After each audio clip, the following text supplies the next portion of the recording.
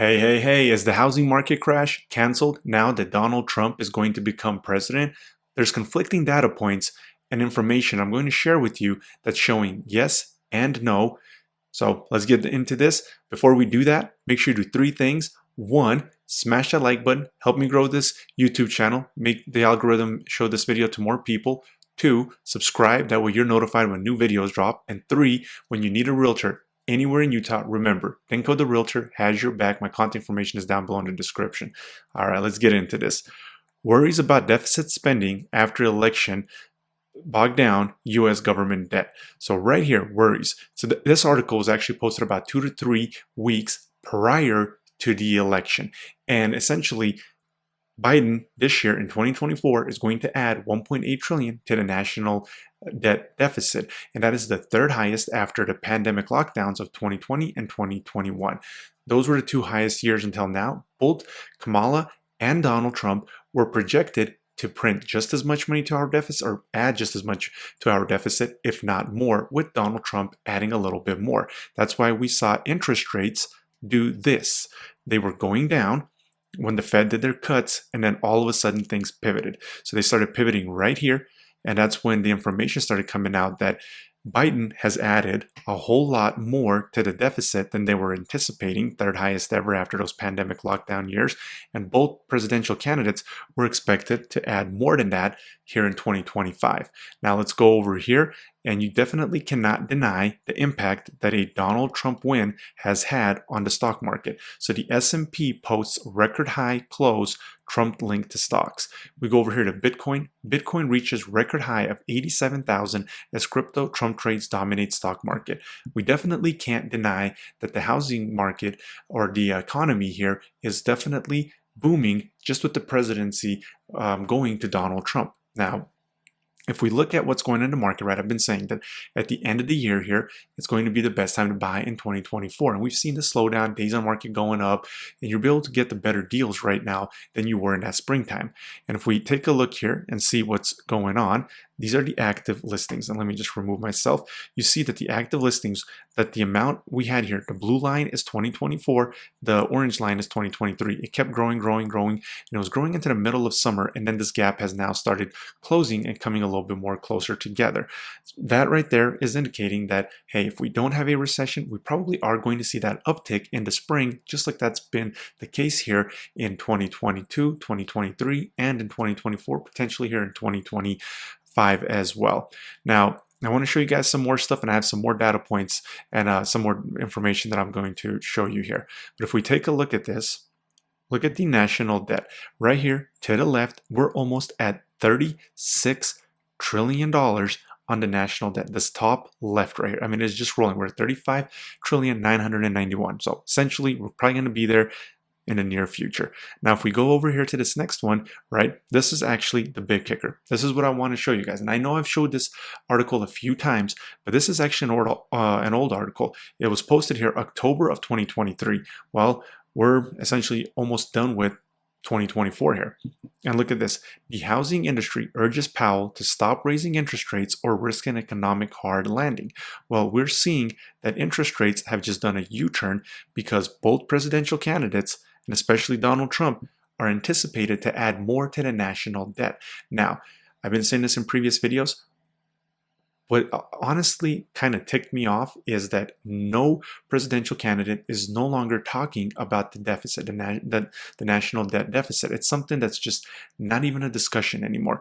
And the Republicans and Democrats have been tabling the talks, pushing it into 2023, pushing it into 2024, and now pushing it into 2025, saying, hey, we won't really have a debt ceiling. This is something that we definitely have to get our hands around sooner than later.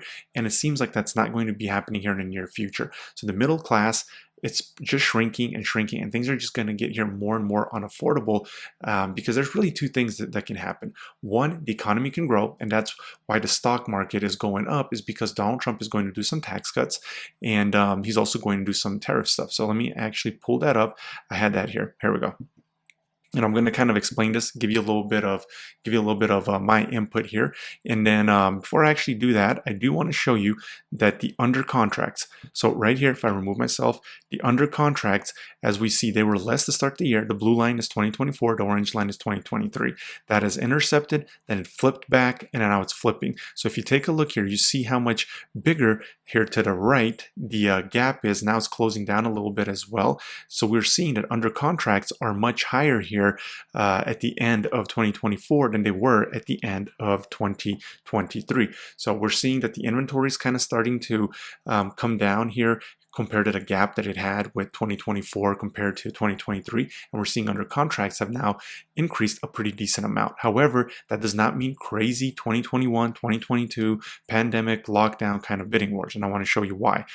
But of course, it means if no recession, most likely that uptick. So if you're looking, if you're wanting to kind of see how things are going to go, Jerome Powell or the Fed is being warned by the housing market. And right here, if we go to that article, we see, that's the housing industry. So this was the Mortgage Brokers Association, the Builders Association, and the National Realtors Association. And the fact that it U-turned, that means that things haven't really stabilized. So I've been saying this for about 2 years. Things just have not stabilized. Until we see things stabilize, until we see inflation is under control, until we see that we're not having layoffs, bankruptcies happening, bailouts for these bankruptcies, and things like that. And look, both presidents were going to add to the national debt enormous amounts. That's why that 10-year started going up, even though the Fed started cutting rates. And then the 10-year correlates to what's going on with the interest rates. And that's why we saw interest rates go up as well. Now, back over here, this right here is Trump. Let's see here, Trump winning the presidency. And what does Trump's presidency 2.0 mean for the economy? Well, tariffs.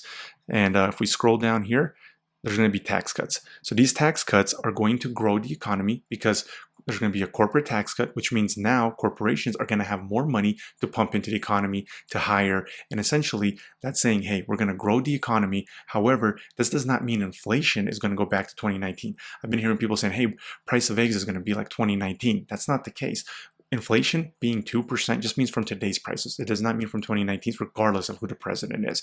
And the inflation is expected to increase under Donald Trump because of these tax cuts and tariffs. So that could lead to inflation not being under control, which could lead to the Fed not cutting those rates as fast and not seeing those rates coming down as quickly. Now, there we go. And if we scroll down here, we see those tariffs are going to be in play.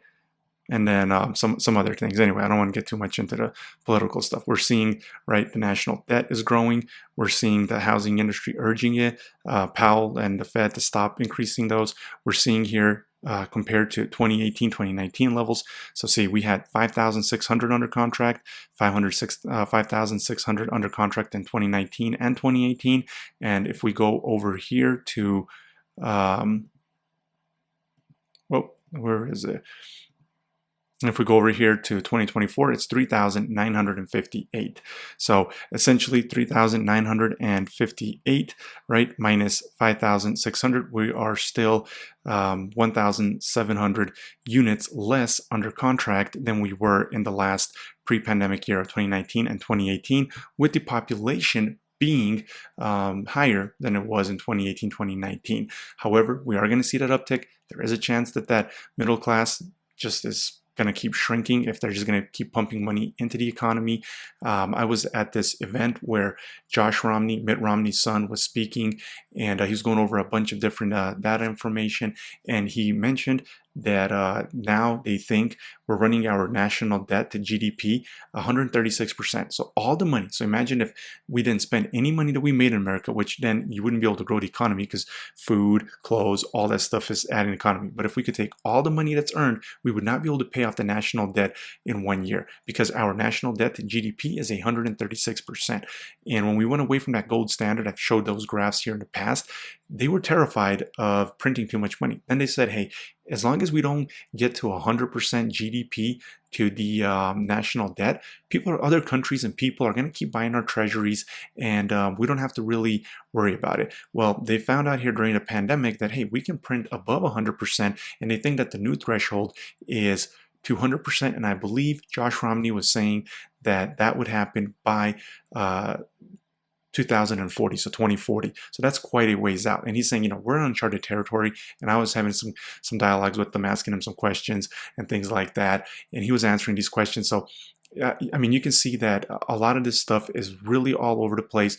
And so you have to ask yourself, if you're looking to buy in a short run here at the end of the year, could be your best bet. I've been saying, in the springtime, that if you wait, you're going to see days on market going up. You're going to see that inventory hitting 11,500. We almost did. I think we ended up hitting 11,400 and something. So we're seeing those better deals right now. If you're going to wait, I mean, it's going to take some time, right? They're either really going to eliminate a reset, which we would need for prices to reset back to any kind of levels. So essentially, they're going to pump money. They're going to grow the economy, and then that would just mean that the middle class is going to be shrinking, right?